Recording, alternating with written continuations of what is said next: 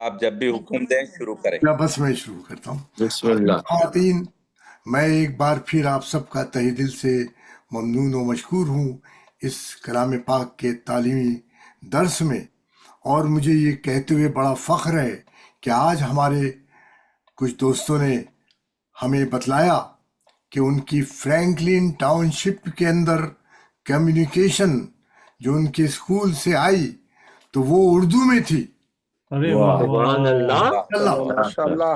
تو میں نے ان کو لکھا کہ یقیناً ہم اگر اپنی مادری زبان اردو کو عظمت دیں گے انشاءاللہ یقیناً لوگ ہماری عزت اور قدر و منزلت پہچانیں گے، انشاءاللہ، ماشاءاللہ، بے شک کہ اردو ہماری نہ صرف مادری زبان ہے بلکہ اردو ہماری تہذیب ہے۔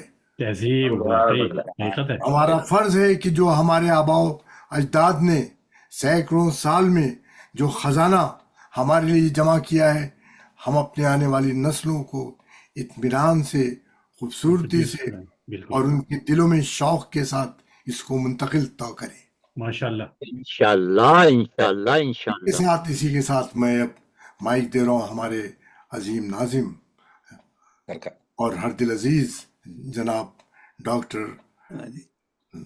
قمر عبدی صاحب کو کہ وہ ماشاءاللہ ماشاءاللہ، آواز بلند، نعرے صلوات، صلی علی محمد۔ بہت بہت شکریہ ڈاکٹر صاحب۔ اعوذ باللہ من الشیطان اللعین الرجیم، بسم اللہ الرحمن الرحیم، ربی زدنی علما۔ السلام علیکم ورحمۃ اللہ۔ وعلیکم السلام ورحمۃ اللہ وبرکاتہ۔ آپ سب مومنین و مومنات کا آج پھر سے خیر مقدم ہے۔ الحمدللہ کل سے علم و دانش کا سلسلہ بشکل دروس اردو فاؤنڈیشن سے جاری و ساری ہے، اور ان دروس میں ہم تجوید اور احکامات نماز سے رو آشنا ہوتے ہیں، اور آج درس نمبر 7 ہے، اور اس بابت ہم مزید علم حاصل کریں گے۔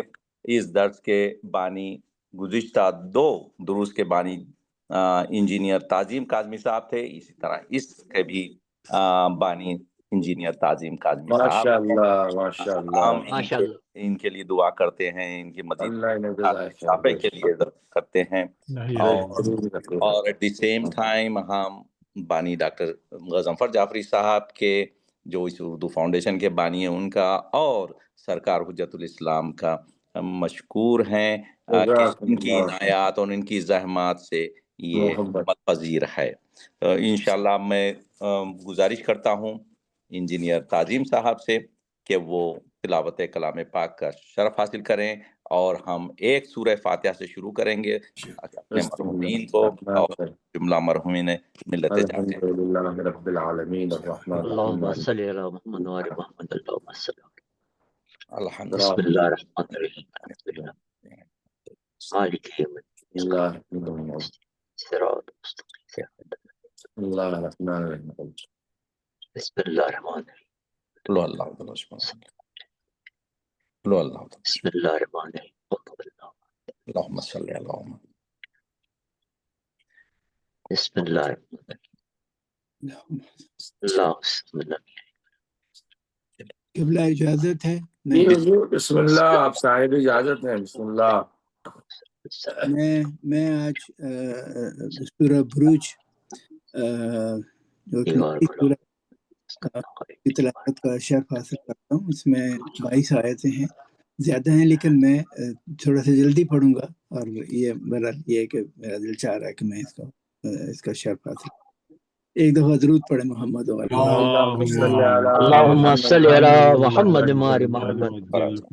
اعوذ باللہ من الشیطان الرجیم، بسم اللہ الرحمن الرحیم، والسماء ذات البروج والجوم الموعود وشاہدا ومشہود، قتل اصحاب الخدود النار ذات الوقود اذ ہم علیہا قعود وہم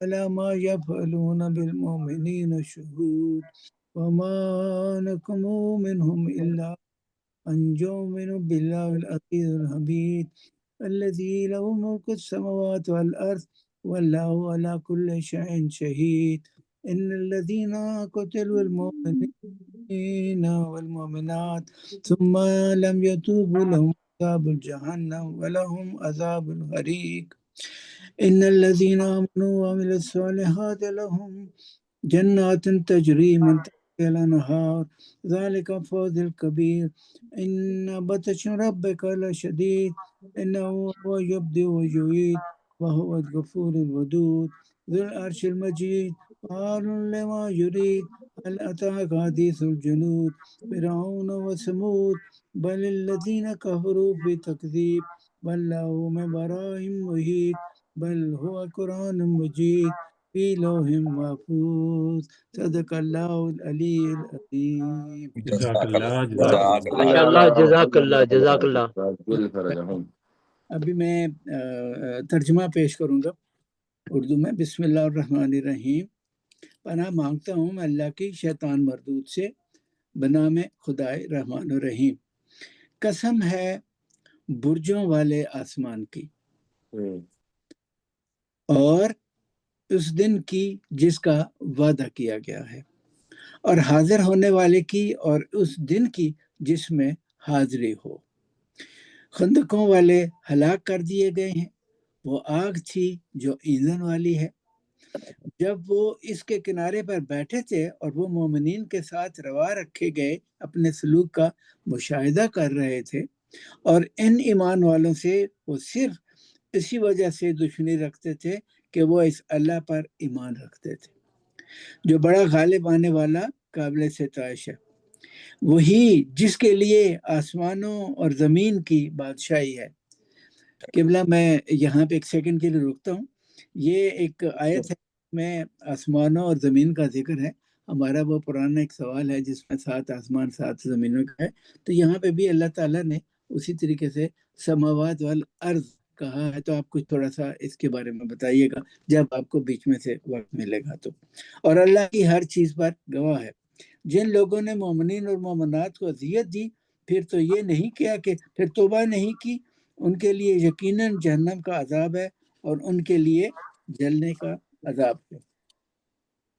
جو لوگ ایمان لائے اور نیک اعمال بجا لائے ان کے لیے ایسی جنتیں ہیں جن کے نیچے نہریں بہتی ہوں. آپ کے پروردگار کی پکڑ یقیناً بہت سخت ہے. یقیناً وہی خلقت کی ابتدا کرتا ہے اور وہی دوبارہ پیدا کرتا ہے، اور وہ بڑا معاف کرنے والا محبت کرنے والا ہے، بڑی شان والا عرش کا مالک ہے. وہ جو چاہتا ہے اسے خوب انجام دینے والا ہے. کیا آپ کے پاس لشکروں کی حکایت پہنچی ہے، فرعون اور سمود کی؟ بلکہ کفر اختیار کرنے والے تو تکذیب مشغول ہیں، اور اللہ نے ان کے پیچھے ان پر احاطہ کیا ہوا ہے. بلکہ یہ قرآن بلند پایا ہے، لوح محفوظ میں ثبت ہے. اللہم صلی اللہ محمد اللہم صلی علی میں محمد تھوڑا سا وآل یہ بتانا محمد. چاہتا ہوں اس جگہ کا جہاں پہ یہ واقعہ ہے، یہ نجران کی ایک جگہ کا واقعہ ہے جہاں پہ انہوں نے یمن سے آ کے ان لوگوں نے اٹیک کیا تھا وہاں پہ اور آگ لگا دی تھی اور سب کچھ. میں نے اس جگہ کی زیارت کی ہے، میں نے اس جگہ کو دیکھا ہوا ہے ماشاءاللہ سے.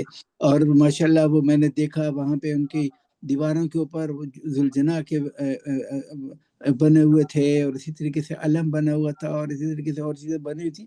لگتا ہے کہ ان میں بھی اہل تشیع بھی ہوں گے ڈیفینیٹلی، جن کا بارہ سارا کچھ وہ ذکر تھا. تو میں نے وہ جگہ کی زیارت کی ہوئی ہے، اور اللہ کا شکر ہے کہ میں ایک سے زیادہ دفعہ وہاں پہ گیا ہوں اور اس جگہ کو بڑے غور سے دیکھا، اور دیکھا کہ ان کے آثار جو ہیں وہ کیسے ہیں. اللہم صلی اللہ محمد اللہم صلی اللہ محمد. جزاک اللہ سبحان اللہ سبحان اللہ. ماشاء اللہ. اب میں گزارش کروں گا حجت الاسلام سید ریحان زیدی صاحب سے کہ وہ درس کا انعقاد فرمائیں. شروع کریں. اعوذ باللہ من الشیطان الرجیم، بسم اللہ الرحمن الرحیم وبہ نستعین. آج کا ہمارا مخرج نمبر 9 ہے تجوید کے اعتبار سے، جو کہ لام کا مخرج ہے. اور لام جب ادا کرتے ہیں ہم تو اس وقت زبان کی جو ہماری کروٹ ہے، جو حصہ ہے، وہ ہمارے اوپر کے دانتوں سے ملتا ہے، جسے ہم ثنایا، رباعی، انیاب اور زواہق کہتے ہیں. یہ 4 دانت ہیں ہمارے. انہی دانتوں میں سے بالکل آپ وہ ایسا اندازہ لگا لیے جیسے بیچوں بیچ جو ہمارا دانت کا حصہ ہے، اس طرح جو ہم لیفٹ میں یا رائٹ میں جائیں گے تو پہلا دانت ہمارا ثنایا کہلائے گا، دوسرا رباعی کہلاتا ہے، تیسرا نیاب کہلاتا ہے، اور چوتھا زواحق ہوتا ہے۔ یعنی جب ہم ہنستے ہیں تو زواحق پیدا ہوتے ہیں، زیق سے ہے، زیق یعنی ہنسنا عربی زبان میں۔ تو جب ہم لام ادا کرتے ہیں تو جو زبان کا اگلا حصہ ہمارا ہے، جو نیچے کا جو کنارہ ہوتا ہے، یہ ان دانتوں کی جڑوں سے جا کر کے ملتا ہے۔ جیسے الذین، تو الذین ہم نے کہا، یا کربلا میں لام استعمال ہم نے کریں گے، یا جہاں جہاں بھی لفظ لام آئے گا، جیسے الف لام میم، تو یہ ہمارا زبان کا جو کروٹ کا حصہ ہے وہ ہمارے ان چار دانتوں کے حصے سے جا کر کے لگتا ہے، تو اس میں ہمارا لام کا مخرج یعنی پرناؤنسیشن جو ہے وہ صحیح طریقے سے ہو جاتا ہے، پرناؤنس صحیح کر پاتے ہیں ہم لوگ۔ تو یہ آج ہم لام پر بس اتنی ہی بحث کریں گے، کیونکہ ہم لوگ ہمیشہ درس میں ایک ہی لفظ سے بحث کرتے ہیں۔ تو لام کو ادا کرنے میں ہمارا فرض یہ بنتا ہے کہ زبان کا اگلا حصہ ہمارا جو نوکیلا کے بعد کا حصہ جو کنارہ شروع ہوتا ہے، وہ دانتوں سے جا کر کے اوپر جو سنایا اور ربایا ہیں ان سے جا کر کے ملے تو انشاءاللہ تعالی ادا ہو جائے گا۔ والحمدللہ رب العالمین۔ ماشاءاللہ۔ اب ہماری درس کے اعتبار سے جو بحث شروع ہو رہی تھی وہ ہم نے وضو کے بارے میں، واجبات غسل کے بارے میں، مستحب غسل کے بارے میں اور ارکان نماز کے بارے میں بحث کر لی ہے۔ آج ہم آپ حضرات کی خدمت میں مستحب نمازوں سے بحث کریں گے کہ مستحب نمازیں بہت سی ہیں جنہیں جو ہے وہ نفل بھی کہا جاتا ہے، یعنی نوافل۔ نفل واحد ہے، نوافل اس کی جمع ہے۔ مستحب نمازوں میں سے روزانہ کی نفل نمازوں کی بہت زیادہ تاکید بھی کی گئی ہے، بلکہ ایک جگہ حدیث میں آیا ہے کہ اگر کسی کی واجب نمازوں میں کوئی کوتاہی ہو جاتی ہے تو اللہ اپنے لطف و کرم سے نوافل نماز کو اس کی جگہ ایڈجسٹ کر دیتا ہے تاکہ اس کی نمازیں پوری ہو جائیں، اور نوافل کی وجہ سے اس کی نمازیں پوری ہو جاتی ہیں۔ یہ جی الحمدللہ۔ اور آپ حضرات جانتے ہیں، اکثر آپ حضرات نے مجالس میں یہ سنا ہوگا کہ مومن کی علامت ہے کہ وہ 51 رکعت نماز پڑھتا ہے، تو 17 واجب کے علاوہ جو 34 نمازیں ہیں وہ مستحب نمازیں ہیں، جس میں بڑی صاف صاف نمازیں ہیں کہ ظہر کی نوافل جو ہیں وہ 8 ہیں، عصر کی نوافل 8 ہیں، مغرب کی جو نوافل ہیں جو بعد میں پڑھی جاتی 4 ہیں، عشاء کی جو ہیں وہ 2 بیٹھ کے پڑھی جاتی ہیں، اس کا مطلب یہ ہے کہ وہ نماز 1 ہے، اور اس کے بعد 11 رکعت نماز شب ہے، جس میں 8 نماز شب، 2 نماز شفا اور 1 نماز وطر ہے، اسے نوافل کہا جاتا ہے۔ نماز شب کی 11 رکعتوں میں سے 8 رکعتیں نماز نافلہ شب کی نیت سے پڑھی جاتی ہیں، کہ ہم مثلا نماز شب پڑھتے ہیں، نماز تہجد پڑھتے ہیں، نافلہ شب پڑھتے ہیں قربت اللہ، اور 2 رکعت نماز شفا کی نیت سے پڑھی جاتی ہے، نماز شفا پڑھتا ہوں قربت اللہ۔ اور نماز شفا میں قنوت نہیں ہے، یعنی آپ کو دونوں رکعت میں بہتر ہے کہ سورہ قل هو اللہ احد پڑھا جائے، اور پھر اس میں قنوت نہیں ہے، اور 1 رکعت نماز وطر ہے جو بعد میں پڑھی جاتی ہے۔ اور نافلہ شب کا مکمل طریقہ آپ حضرات کی خدمت میں بالکل اسی طریقے سے ہے جیسے نماز صبح ہوتی ہے، بس ایک فرق کے ساتھ میں ہے، جو تاکید یہ کی گئی ہے کہ نماز شب جب ہم پڑھیں گے جو 8 رکعتیں شروع کی، جو بھی دل میں چاہے آپ کے سورہ پڑھیے، بہتر ہے سورہ اخلاص پڑھا جائے، اور جو نماز شفا ہے اس میں دونوں میں سورہ قل کی تاکید ہے، اور نماز وطر میں جو ہے وہ سورہ قل پڑھیے، اور کوئی دوسرا سورہ بھی پڑھ سکتے، کوئی شرشکال نہیں ہے۔ بس نماز وطر میں کچھ دعائیں ہیں مخصوص جو ہمیں پڑھنی ہے۔ فرض کر لیجئے ہم پہلی بار 7 مرتبہ کہیں گے ھذا مقام العائذ بک من النار، چھوٹا سا قنوت یا صلوات پڑھنے کے بعد ھذا مقام العائذ بک من النار، یعنی یہ وہ جگہ ہے جو آتش جہنم سے ہمیں بچاتی ہے، یعنی نماز شب آتش جہنم سے بچانے کے لیے ہمیں مدد کرتی ہے۔ دوسرا 7 مرتبہ کے بعد جو ہے وہ ہم استغفار کریں گے، استغفر اللہ واتوب الیہ 70 مرتبہ پڑھیں گے۔ پھر ہم 40 مومنین کے مرحومین کے لیے جو ہے اس سے پہلے جو ہے وہ العف کی تسبیح 300 مرتبہ پڑھیں گے، العف العف العف العف، یہ 300 مرتبہ پڑھا جاتا ہے۔ اس کے بعد جو ہے وہ 40 مومنین کے لیے دعا ہوتی، بس اللہم اغفر لے سید ریحان، اللہم اغفر لے سید قمر عابدی، اللہم اغفر لے ڈاکٹر اعظم صبا، اللہم اغفر لے امداد بھائی، اللہم اغفر لے سید، اللہم اغفر لے، یہ اس طریقے سے یعنی پروردگار اس کی مدد فرما، وہ اس کی مغفرت فرما۔ تو یہ طریقہ کار ہے نماز شب کے پڑھنے کا۔ لیکن نماز وتر کی ایک خاصیت یہ بھی ہے، جو انسان پوری دعائیں نہ پڑھنا چاہے، فرض کر لیجیے 300 بار العف نہ پڑھنا چاہے، 70 بار استغفر اللہ ربی واتوب الیہ نہ پڑھنا چاہے، 40 مومنین کے نام نہ لینا چاہے، یا کوئی قنوت نہ پڑھنا چاہے، تو مختصر بھی پڑھ سکتا ہے، شرعی اشکال کوئی اس میں نہیں ہے، اور مختصر پڑھنے میں بھی اس کی نماز قابل قبول ہے۔ مثلا 2-4 مومنین مرحومین کے نام لے لے، یا جو مومنین زندہ ہیں ان کی مغفرت بھی کرانا چاہے تو بھی ان کے بھی نام لے سکتا ہے، کوئی شرعی اشکال نہیں ہے۔ استغفر اللہ واتوب الیہ 70 مرتبہ کی جگہ 2-4 بار بھی پڑھ لے تو بھی اس کے لیے کافی ہے، العف 2-4 بار پڑھ لے تو بھی اس کے لیے کافی ہے۔ یعنی یہ واجبات قنوت میں سے نہیں ہے کہ ہمیں اتنا ہی پڑھنا ہے جتنا بتایا گیا۔ اب یہ نماز شب کے بعد جو نفل نمازیں ہیں، حالت اختیار میں بھی بیٹھ کر پڑھی جا سکتی ہیں۔ جتنی نافلہ نمازیں ہیں، آپ کو اگر اختیار بھی ہے، دل چاہ رہا ہے کہ آپ بیٹھ کے پڑھنا چاہتے ہیں، نہیں چاہ رہا آپ کا دل کھڑے ہو کے پڑھیں، تو بھی حالت اختیار میں ہم بیٹھ کے پڑھ سکتے ہیں، کوئی شک نہیں ہے۔ اور یہ بھی گمان نہ کیا جائے کہ اگر ہم بیٹھ کے پڑھیں گے تو اس کا ثواب کم ملے گا اور 2 رکعت کی جگہ جو ہے وہ 1 رکعت شمار ہوگی، ایسا نہیں ہے۔ وہ صرف نماز عشاء کی جو 2 رکعت نماز نافلہ ہے، جس کا حکم ہی پڑھنے کا آیا کہ بیٹھ کے پڑھی جائے، بس وہ ایک ایسی نماز ہے جو 2 رکعت نماز 1 رکعت نماز شامل کی جاتی ہے، بس وہ 1 رکعت شامل کی جاتی ہے، ورنہ باقی نمازیں جو نافلہ ہیں، جتنی بھی نوافل ہیں، آپ بیٹھ کر حالت اختیار میں بھی پڑھ سکتے ہیں، کوئی شرعی قباحت اس میں نہیں ہے۔ جی، اور ضروری ہے کہ نماز عشاء کے نوافل احتیاط واجب کی بنیاد پر بیٹھ کر ہی پڑھے۔ کوئی آدمی کہے کہ میں بیٹھ کے 2 رکعت نہیں پڑھوں گا، کھڑے ہو کے 1 رکعت پڑھ دیتا ہوں، نہیں، آپ کو یہ رائٹس نہیں ہے کہ آپ اسے کھڑے ہو کے 1 رکعت پڑھیں، نہیں، یا کھڑے ہو کے 2 ہی رکعت پڑھیں، نہیں۔ حکم ہے کہ نوافل ہمیں عشاء کے بیٹھ کر ہی پڑھنے ہیں تو ہمیں بیٹھ کر ہی پڑھنا ہے۔ اصل میں مسئلہ کیا ہے؟ مسئلہ یہ ہے کہ تمہیں ہماری اطاعت کرنی ہے جیسے ہم نے چاہا ہے۔ کیا بات، بے شک، یہ ہے پہلی مسئلہ جو ہے، تمہاری چاہت کی بنیاد پر ہماری اطاعت نہیں ہے، ہماری چاہت کی بنیاد پر تمہاری اطاعت ہے۔ سبحان اللہ سبحان اللہ سبحان اللہ۔ یہ ہے اصل میں مسئلہ۔ ہم نے کہا بیٹھ کے پڑھنا تو بیٹھ کے پڑھنا، ہم نے کہا کھڑے ہو کے پڑھنا تو کھڑے ہو کے پڑھنا ہے، ہم نے کہا آپ سے صدقہ ایسے دینا تو ایسے دینا، ہم نے کہا 20% خمس میں دینا تو 20% دینا۔ آپ کی چاہت یہ نہیں کہ بار بنا احتیاط میں چاہتا ہوں کہ 22% دے دوں، نہیں، ہمیں 22 آپ کا چاہیے نہیں، نہ ہمیں آپ کا 19% چاہیے، ہمیں آپ کا 20 ہی چاہیے۔ ہمیں زکوٰۃ فطرہ کے $10 چاہیے، نہ ہم آپ سے 9 لے رہے، نہ ہم آپ سے 11 لے رہے، آپ کو ہماری اطاعت کرنی ہے۔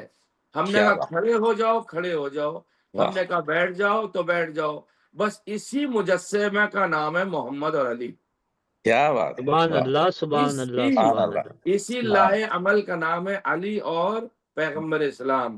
انہوں نے یہ نہیں کہا کہ ہمارا دل یہ چاہ رہا ہے، نہیں، جو تو کہہ رہا ہے ہم اسے انجام دیں گے۔ یہ ہم اسلام کے اندر یہ نہیں۔ مثال کے طور پر ایک میں آپ کو اپنا ایک واقعہ بتاؤں، یہ بھی بڑا دلچسپ ہے۔ میں ایک جگہ مجلسوں کے لیے گیا ہوا تھا، تو ایک مومن نے زنجیر کا ماتم کیا، اللہ قبول فرمائے، اور باقاعدہ لت پت خون میں رنگین ہو کر کے وہ آیا، اور کپڑے اس کے ہوتے، تو مجھ سے آ کے انہوں نے مسئلہ معلوم کیا کہ مولانا صاحب وہ کیا یہ جو خون ہے اس میں نماز پڑھ سکتا ہوں؟ تو میں نے کہا نہیں، شرعی حکم تو یہ ہے آپ لباس چینج کر لیجئے اور لباس کو چینج کر کے آپ نماز پڑھیے، جو حکم شرعی ہے، تاکہ نماز درست ہو جائے آپ کی۔ حکم شرعی میں نے بتایا، بولے قبلہ میں نے تو یالی کہا اور پڑھ لی۔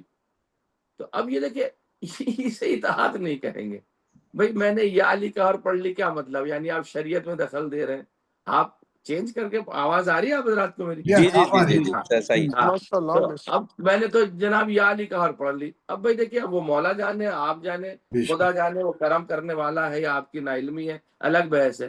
لیکن اطاعت کا مسئلہ کیا ہے؟ اطاعت یہ کہتی ہے کہ نہیں، آپ چینج کر لیجئے کپڑوں کو اور پڑھ لیجئے، آپ کو خدا عالم سے قبول فرمائیں گے انشاءاللہ. تو اطاعت از اطاعت، وہ ایک مسئلہ ہے. اب ظہر اور عصر کے نوافل کہتے ہیں آقا کہ سفر میں نہیں پڑھنے چاہیے. انسان مثال کو سفر کر رہا ہے، سوچنے لگے کہ میں نوافل پڑھ لوں، کہتے ہیں نہیں، آپ بہتر ہے اگر حضر میں ہو تو ہی نوافل پڑھا کیجئے ظہر اور عصر کے، کیونکہ اس میں بہت سارے رخ ایسے آ سکتے ہیں. فرض کرو کوئی مومن بڑا نوافل کا پابند اور فلائٹ میں سفر کر رہا اور اسے تھوڑی سی جگہ ملی نماز پڑھنے کی، معلوم ہوتا وہ آدھا گھنٹہ بیٹھ گیا نماز پڑھنے کے لیے، دوسروں کا اذیت ہو. تو شریعت تمام چیزوں کو مد نظر رکھتی ہے. ایسا نہیں کہ صرف ایک انڈیویجول طریقے سے ہی شریعت جو ہے آتی ہے، بلکہ وہ سبھی کا خیال رکھتی ہے. تو اس لحاظ سے کہتے ہیں کہ ظہر اور عصر نوافل آپ سفر میں نہ پڑھیں تو آپ کے لیے بہتر ہے، کوئی اشکال نہیں ہے. اور عشاء کے نوافل رجا کی نیت سے پڑھے جائیں تو کوئی حرج نہیں. تو عشاء کی تو 2 ہی رکعت ہے، یعنی قل بوجہ اللہ میں پڑھتا ہوں نماز نوافل عشاء، تو کوئی شرعی اشکال اس کے اندر نہیں پایا جاتا ہے. اب اس کے بعد اذان گرامی نوافل میں اب آخری ایک نوافل، اچھا ان کے جو اوقات ہیں وہ بھی اپنی جگہ پر ہیں کہ نماز شب کا حکم جو ہے وہ نصف شب سے لے کے اذان صبح سے پہلے تک ہے. یہ سب سے اچھا ٹائم ہے. نماز صبح سے پہلے جو نماز صبح سے ملا دے اپنی نماز شب کو، اور اچھا ٹائم اس کے لیے ہے. لیکن آغیون ارشاد فرماتے ہیں، اور ان کے مسائل ہیں کہ بعض لوگ یہ ارشاد فرماتے ہیں کہ مشہور یہ ہے کہ آدھی رات سے ہے، لیکن اگرچہ احوط بہتر یہ ہے اور بلکہ بعید بھی نہیں ہے کہ اس کا وقت جو ہے رات جیسی ابتدا ہوتی ہے. آپ نے عشاء کی نماز پڑھ لی ہے تو آپ اس کے بعد نماز شب پڑھ سکتے ہیں، کوئی شرعی اشکال نہیں ہے. بلکہ آگا کا صاف مسئلہ ہے، بعید نہیں ہے کہ اس کا وقت رات کی ابتدا سے شروع ہو، یعنی جیسی رات شروع ہو جاتی ہے اور صبح کی اذان تک باقی رہے. اور بہتر یہ ہے کہ صبح کی اذان کے قریب پڑھی جائے.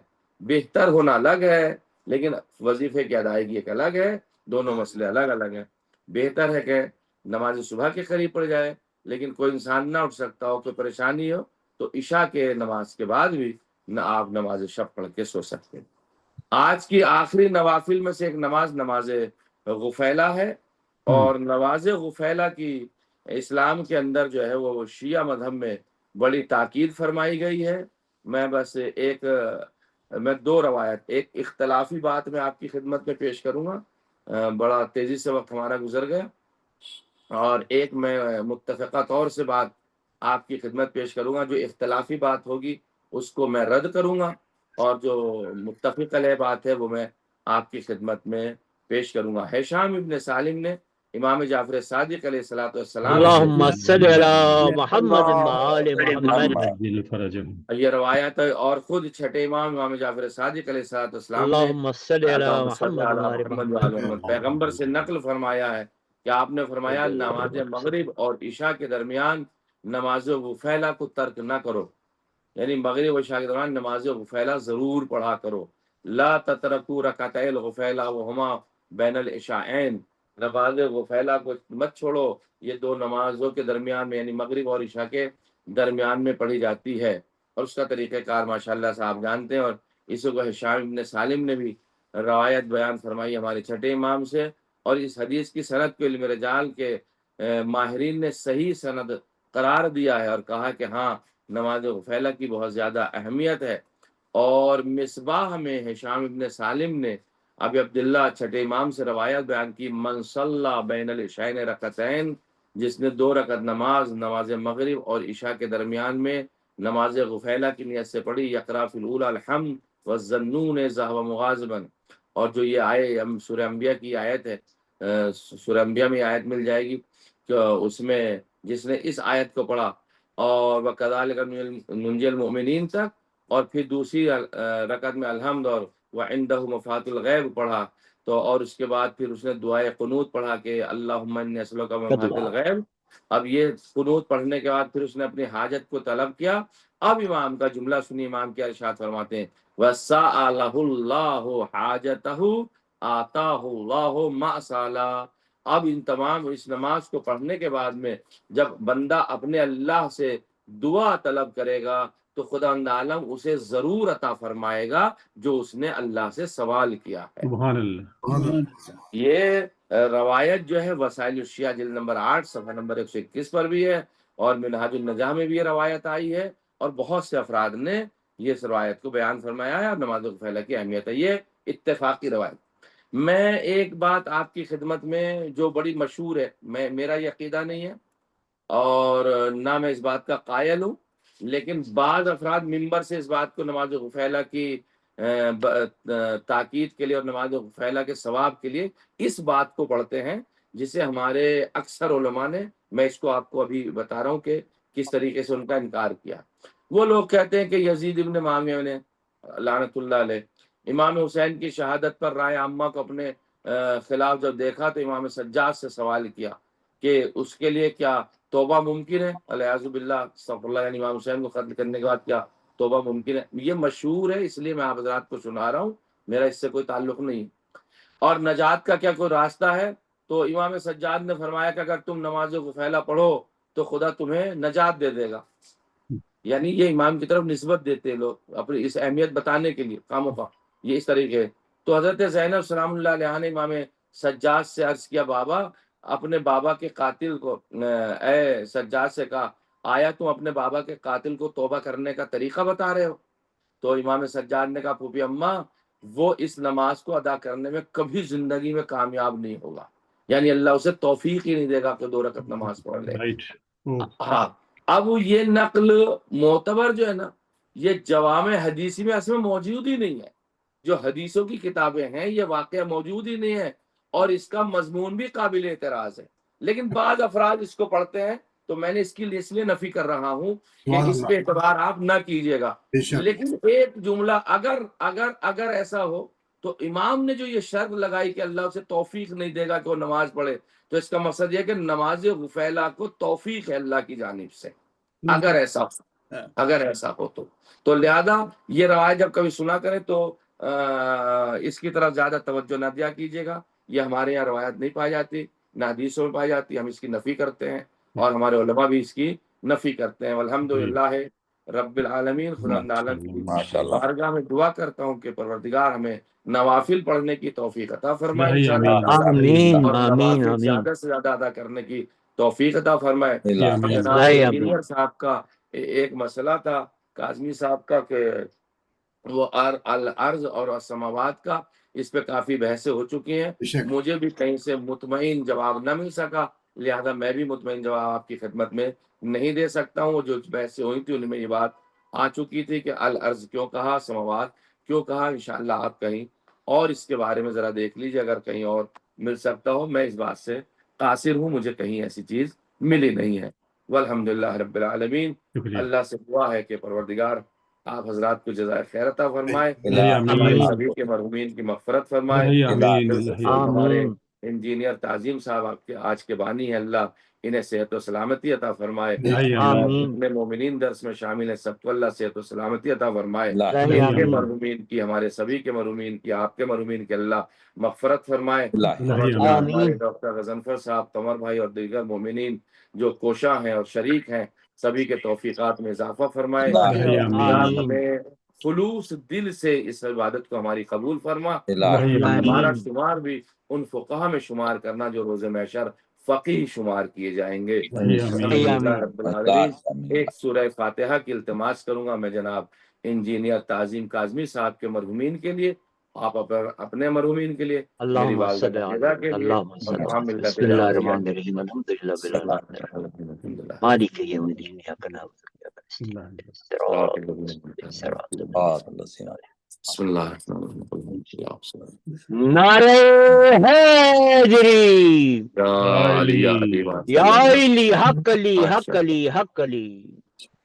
ماشاءاللہ ماشاءاللہ، اللہم صلی علی اللہم صلی جزاک اللہ۔ بہت بہت شکریہ سرکار، ماشاءاللہ جی ماشاءاللہ، جزاک اللہ۔ عبادات کوئی قبول مسئلہ تو فرمائے۔ نہیں ہے کسی مومن کا؟ اگر ہو تو بسم اللہ۔ کوئی سوالات ہیں آج کی؟ میرا صرف یہی ہے کہ اس کی جو 9th آیت ہے اس میں بھی وہ انہوں نے اسی طریقے سے یہی کہا ہے کہ بھئی الذی لہ الملک السماوات والارض واللہ کل شیء قدیر، آسمانوں اور زمین کا وہ ذکر آتا ہے. آپ نے ٹھیک فرمایا کہ وہ کہیں اس کا جواب نہیں مل رہا. بس میری بھی یہی ہے، تھوڑی سی تجسس ہے کہ یہ اللہ تعالیٰ نے اللہ آپ کو جزائے خیر دے انشاءاللہ. پروردگار آپ کے روحانی سفر میں مزید اضافہ فرمائے انشاءاللہ. آمین اور آمین کسی مومن آمین. کا کوئی شرعی مسئلہ ویسے ہے مسائل میں اگر ہو سنتاً، ورنہ تو پھر دعا چاہیں گے آپ سے انشاءاللہ. خدا حافظ. جزاک اللہ علامہ صاحب. بہت بہت شکریہ سرکار. التماس سے دعا. خدا حافظ انشاءاللہ. السلام خدا حافظ. السلام علیکم ورحمۃ اللہ وبرکاتہ. اللہ سلامت رکھے. بہتر ہے آمین. سرکار کی بہترین ماشاءاللہ. بس اس دعا کے ساتھ ہم بھی اجازت چاہتے ہیں سب مومنین. جزاک اللہ جزاک اللہ جزاک اللہ انشاءاللہ جزاک اللہ. ڈاکٹر صاحب اللہ سلامت رکھ کے برکت عطا فرمائے. خدا حافظ. خدا حافظ. فی امان اللہ. السلام علیکم ورحمۃ اللہ. رحمۃ اللہ وبرکاتہ. وعلیکم السلام ورحمۃ اللہ.